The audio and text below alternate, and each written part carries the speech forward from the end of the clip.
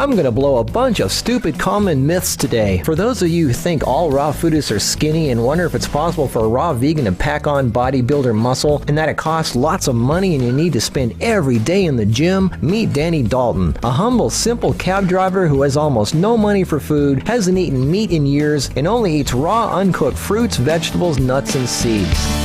How old are you? 53. Danny became a raw vegan in 2002. Well, this is my apartment. It's very simple. I'm very poor. I'm just a cab driver in Las Vegas. And the main point to understand here is that I don't have a lot of money.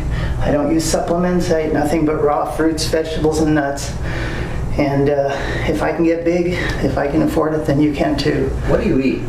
Well, basically, whatever I feel like, as long as it's in the plants category, fruits, vegetables, and nuts. My main supplement, my main staple for protein, believe it or not, is raw Spanish peanuts. I get them at the grocery store by my house, and I called the president of the company in North Carolina to verify that they will sprout. The other ones that I've seen available online are so darn expensive. It's ridiculously expensive. This is raw Spanish peanuts with raisins, and I put peaches and papayas and mangoes in there sometimes. So how do you make this? I put it in the food processor. You just drop the raw Spanish peanuts into your food processor. Raisins. Organic if you can. And by the way, I hate to say this because I know organic is the whole world of goodness when it comes to raw food. But anything, even if it's not organic, is 100% better than cooked. So right now, because I'm just a cab driver, I can't really afford organic all the time. I'm doing the best I can, and my whole agenda is about being able to stay focused on raw is the key. It's not always organic, and I would if I could afford it. I'm really kind of scared that I'm going to get some illness from eating pesticides, but I wash them real good, and I'm doing the best I can. So anyway, all you do is turn on the food processor, blend these together really good. Be careful that you don't get it really hot in there from the friction, because you don't want to kill the enzymes. The enzymes die at about 118 degrees, I believe. So key is very important. Do not, if you put your hand in there and it burns, then you probably killed the enzymes. So it's just living food. It's really just logic. It's just common sense. Just if your hand burns when you touch it, then you probably kill the life in it. Don't kill the life in your food, because you're not going to get any results. Very, very important. Right. So that's how you do that. This is the result of that. And then you've got the key. Raw food is very important. I got this from Stephen Arlen's book when I first started about 7-8 years ago. Everything has to be balanced. So eating raw food is like a triangle. You need a large green salad every day. You need any fruit and vegetable, any fruit and vegetable. Potatoes are a little different category, but they're okay if you be sure not to cook them or steam them. So how do you eat your potatoes?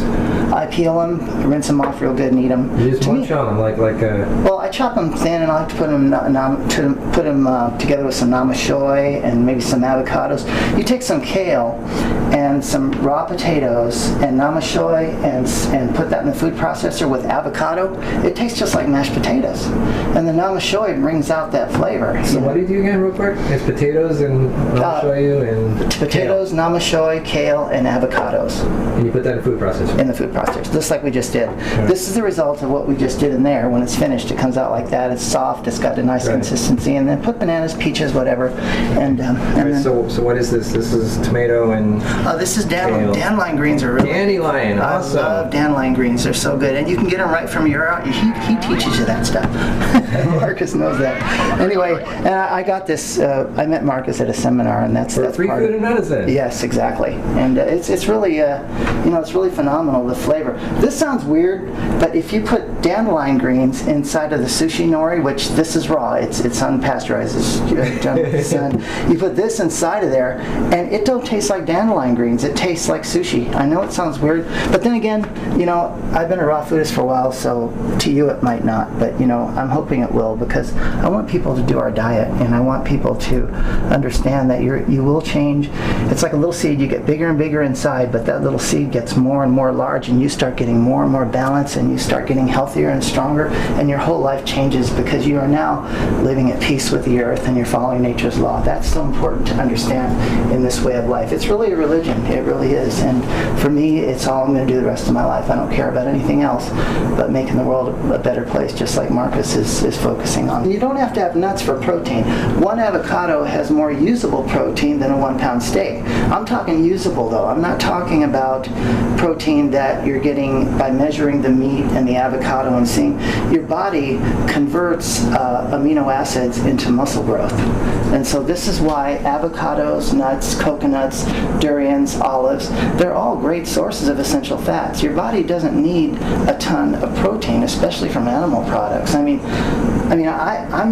not huge like people that are on steroids, but I'm happy where I am with my body. And I'm 53 years old and I feel stronger now than I ever have, and this is all I'm doing. If I spend the rest of my life driving a cab, I'm doing the best thing I can for the world, because I'm letting people know, do this, you can cure an illness. Do this, you can get younger. Do this, you can be stronger. Do this, you can be more spiritual.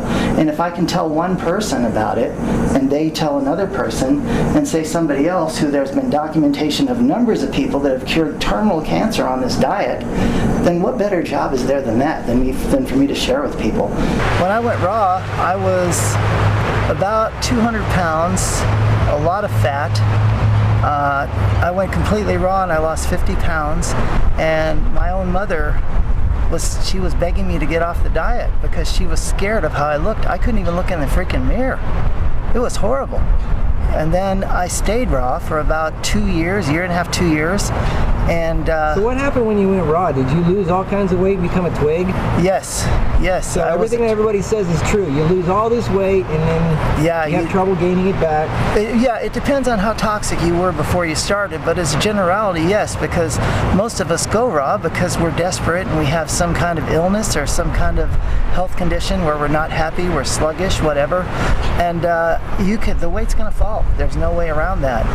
I mean, that's part of your body cleaning itself out and getting more balance, more flexibility. And without balance and flexibility, your muscles can't be what they optimally will become. So you went through this phase where you freaked out and said, "Oh no, am I ever going to gain weight? Is this ever?" Oh God, yes, I was scared. Oh my God. Oh, I don't even like to. I hate thinking about it. You're scaring me. I'm thinking back, and that's right. That was really scary. I could not look in the mirror. Everybody looked at me and they thought I had cancer or something. But a part of me knew. I could feel it. I could feel it. The reason you stay on it is because there's an urgent biological need to be healthy. Your body talks to you. And I mean, sure, you lose weight, but you're becoming a different person. Don't be afraid of losing the weight. Embrace it. But see, that's the other thing. You can feel yourself getting stronger, even though maybe it may not be stronger physically initially.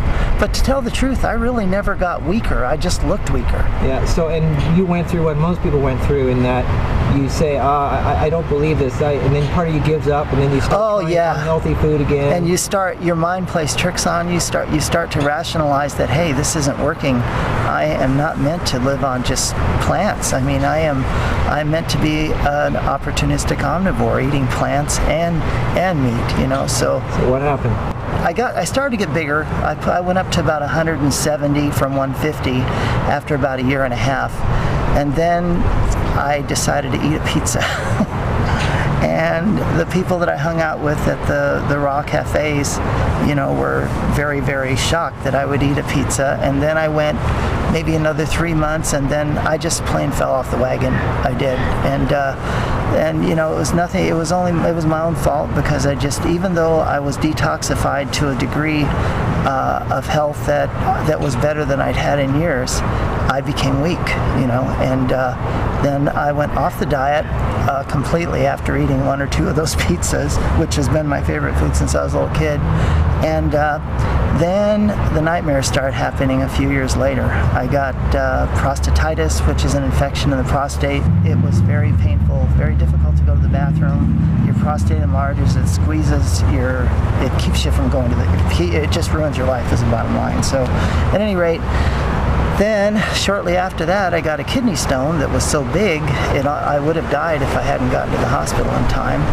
And ironically, I was a vegetarian when I got the kidney stone and almost died, which I was slowly starting to get back, because I never did believe in eating animals, but I was slowly starting to get back to the raw food diet, not really intentionally. I'm just going to be a vegetarian. I can still eat my pizzas, but as a result, over time, that intentionally did become intentionally, because I felt, an urgent biological need to do it.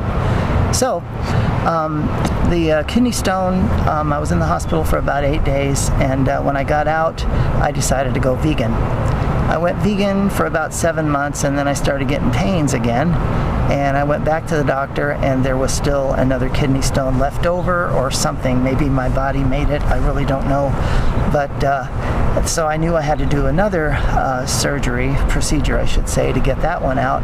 And that's when I decided I'm going all raw. I was never sick when I was raw. I was skinny, but I was never sick, and I had balance. I don't know where I lost track of my ability to understand my body. When you compare going raw to being a vegan, there is no comparison. I know it doesn't make a lot of sense, but raw is living, cooked is dead, and that's just the only way I can really relate to, perspecting it.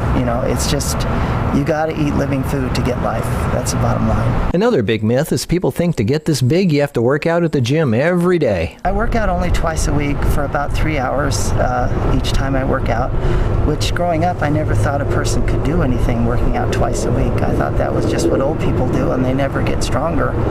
But now I've understood that because of the balance raw food has given me, even working out that small amount, I wish I could become a competitive bodybuilder to really show the world. And I believe even without steroids, a person can do it. I mean, I'm 53, and I'm not working out that much. And if I was training every day at this age, I mean, who knows, who knows? God, I feel awesome. So, I mean, it's for me, it's a whole new world, and I'm really excited about it. And I'm always going to do it, and I'll never change again, because I found something that I don't want to let go of. And most importantly, I don't want to die.